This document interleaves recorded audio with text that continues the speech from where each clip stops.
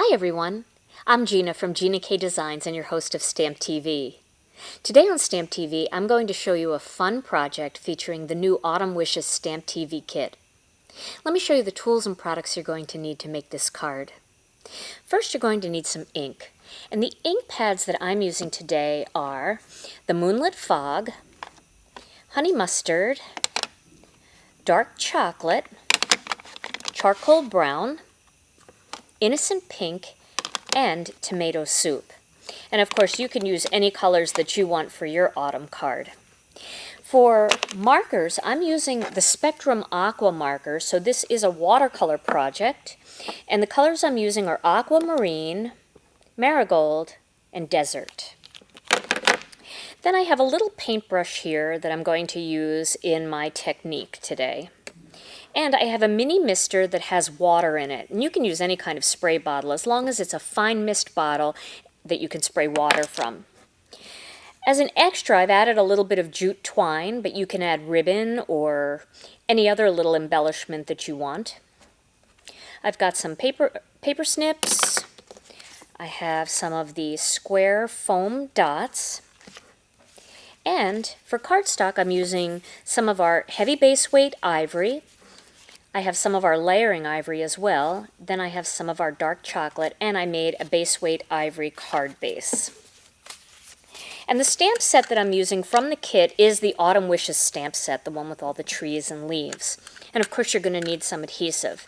Now an extra that you can use also, if you have any brads in your collection, you can use some brads. On my finished project, I'm going to show you that I added copper brads, but you can do this project with or without the brads. And if you do use brads, you're going to need some kind of piercing tool. So I'm using the Tim Holtz paper piercer. This is the craft pick. Okay, so to begin, we're going to do a technique today called smack and acetate. And I'm going to use the heavy base weight cardstock because it's less apt to curl. It will still curl, but it won't curl quite as much. You can use watercolor paper for this, but if you're looking for ivory, you might want to just use our ivory heavy base weight. Either one will work. And then all of our clear stamps come with with an acetate sheet, and you're going to use that sheet today as part of your technique. All right, so to begin, I'm going to take some of this marigold marker. Let me find the right side here. And I'm going to scribble this ink all over this piece of acetate. Then I'm going to grab some of the aquamarine, and I'm going to do the same thing. And my last color is the desert, and I'm going to do the same thing with that. So there I have 3 big streaks of ink. Now I'm going to take that mini mister and I'm going to mist some water over all of that and give it a chance to kind of start to separate. And then using my paintbrush, I'm going to kind of blend the colors a little bit together. I'm going to do that again, and I'm wiping off on this piece of paper towel. And then I want to make sure that I kind of swirl that ink around. Okay. So now I'm going to take that piece of ivory cardstock and I'm going to just wiggle it a little bit and press it into the ink. And you'll see it start to curl up away. And we'll see how that looks. So that's how that looks. Okay.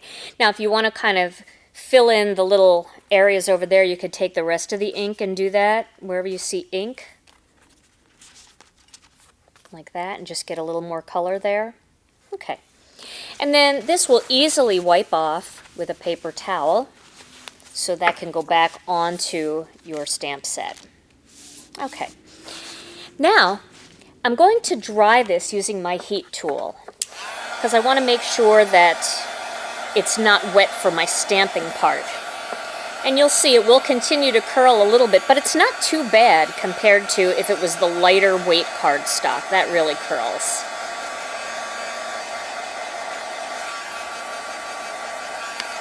I like to kind of go back and forth to the back. It straightens it out a little bit. it tends to curl toward the heat. So if you go back and forth, it'll keep it a little straighter.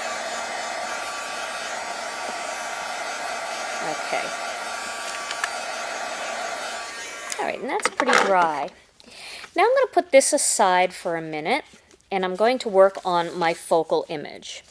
So I've cut this little square here of cardstock, and this one is going to be one of the trees. So I'm going to choose this tree.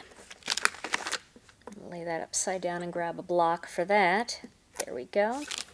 Let's try that again, get it more centered. Okay. And the color I'm going to use for this tree is the honey mustard.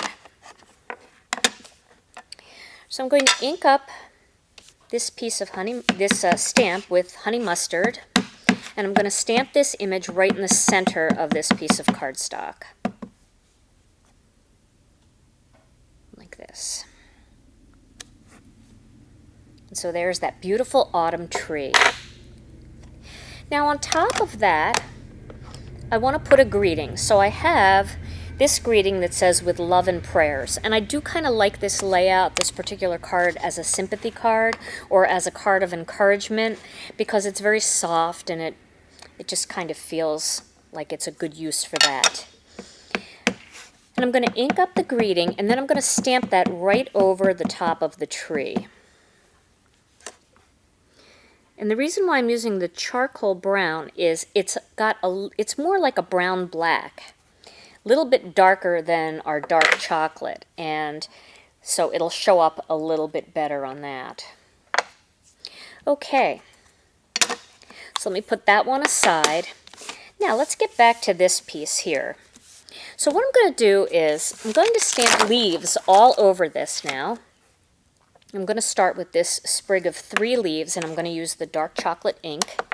And I am going to put a piece of scrap paper underneath, because you're going to want to stamp off of your cardstock, making sure that all the leaves just aren't in the center, but they kind of go off the page. So we'll put one there. Put one there.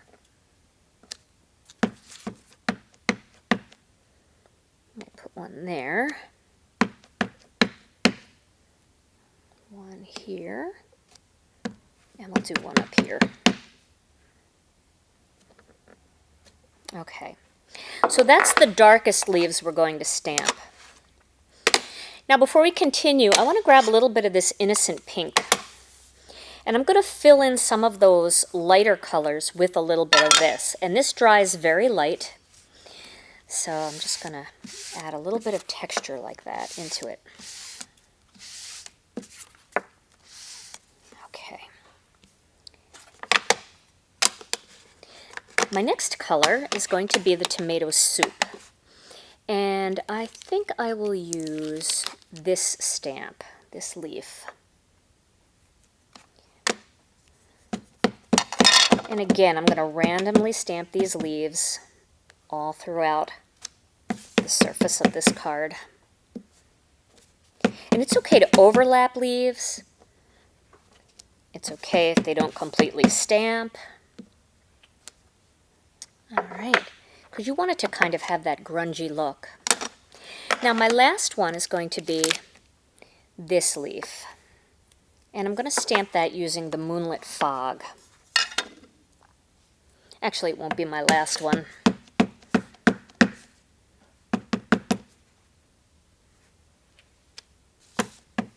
I love the way that color ties in.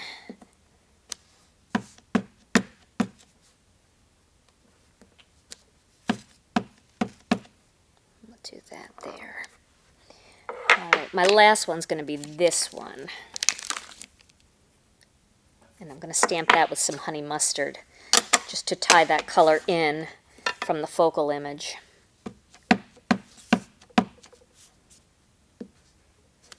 There we go. Aren't these colors pretty together? I think that aquamarine blue really jumps out. We'll do one more here. Okay.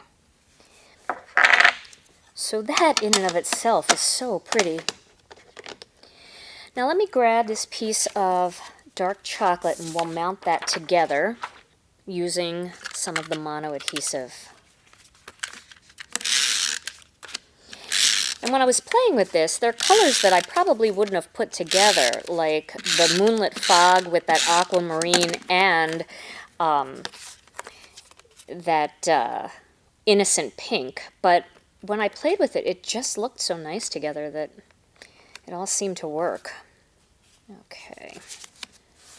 So there we go. Now we have that mounted onto some dark chocolate. Now this whole panel is going to go on top of this piece of ivory. So I'm going to do that now.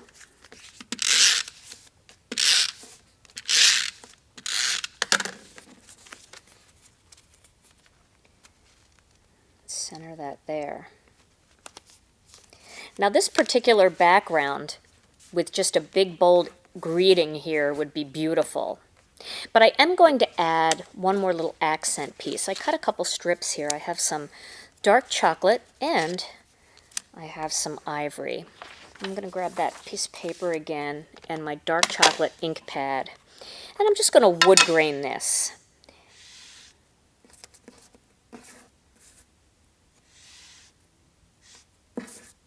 And that just kind of makes it look like planks of wood.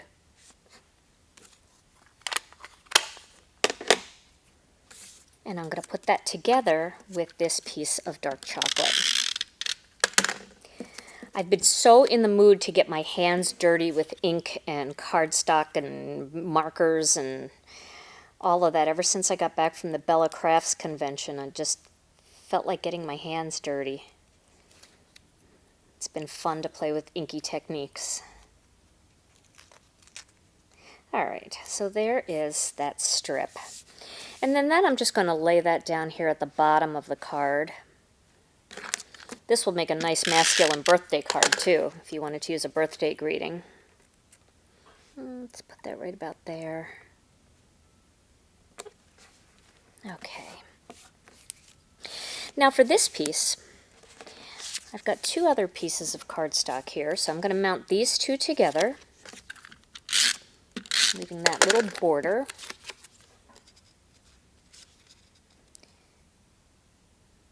To make it jump out a bit. And this whole thing is going to go onto the larger one.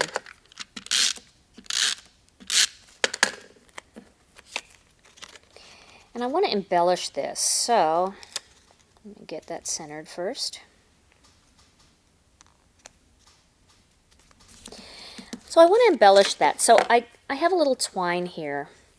And what I'm going to do is just wrap this twine around this piece about 3 times. And then I'm going to just tie a knot. But when I tie the knot, I'm going to tie it in a way that